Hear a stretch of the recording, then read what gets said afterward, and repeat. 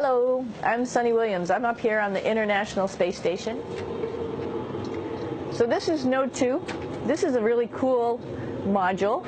Of course, most of these modules you'll see they have 4 sides, and they're put together. That way we could sort of work on a flat plane, either a wall, a floor, another wall, or the ceiling. But you know, again, all you have to do is turn yourself and your reference changes.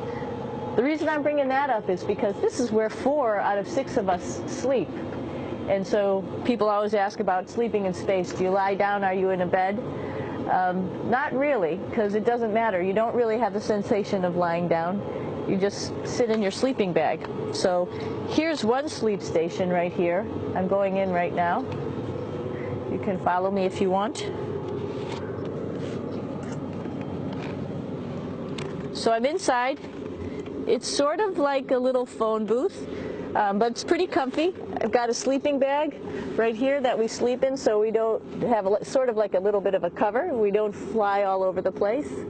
But you know, you can sleep in any orientation. I have it sleeping, feeling like I'm standing up right now, but like you saw, I'm on the floor. But it doesn't matter if I turn over and I sleep upside down. I can't have it. I don't have any sensation in my head that tells me that I'm upside down, so it really doesn't matter. The sleep station is also like a little office. We've got a computer in here. As you can see, we've got a couple little toys. I've got some books. I've got some clothes and other things that make it sort of like home. I'm coming out. And just for reference, that's one sleep station. This one's another. Right here. There's one on the ceiling, if you want to call it. Right here. And then there's a 4th on the other wall over here. So all of us sleep in a little bit of a circle. All right, come on back. There's more to show you.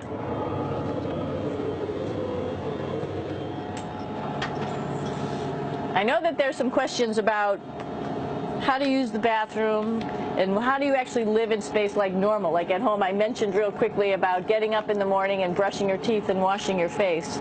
Well, how do you do that? Well, here is the bathroom essentially. You get up in the morning and we have a little kit, and it has all the essential things that you need, like your toothbrush and toothpaste and brush. See how much better the brush makes my hair look? I'm just joking. It still stands up straight. It doesn't matter where you are. It's always going to stand up straight while you're up in space. A lot of people ask about toothbrush and toothpaste. So, luckily enough, toothpaste, you can do it upside right this way, is sticky, and so it sticks to your toothbrush. No problem. Another cool thing is that water sticks to your toothbrush too. If you can see it, I'll have some water come out.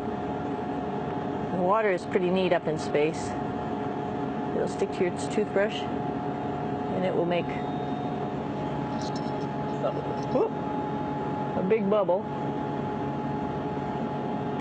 and that's just by surface tension. And then you can drink it. So a lot of people ask about what do you do with the toothpaste after you brush your teeth.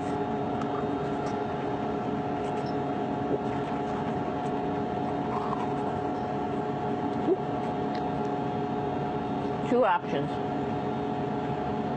Swallow it, and it's sort of like mouthwash, but it tastes a little gross. Or you can just spit it out in a paper towel, and then you don't have to worry about it. Swallowing thing I wouldn't recommend at home. I'm only up here for 4 months, so it's not that bad. One of the most pressing questions about living in space, of course, is the bathroom. So let's take a look at that little piece of work. Come on in.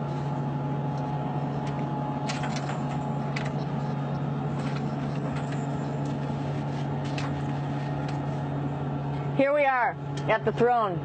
This is awesome. You might see the little, you might have noticed the little moon on the outside. This is our orbital outhouse right here.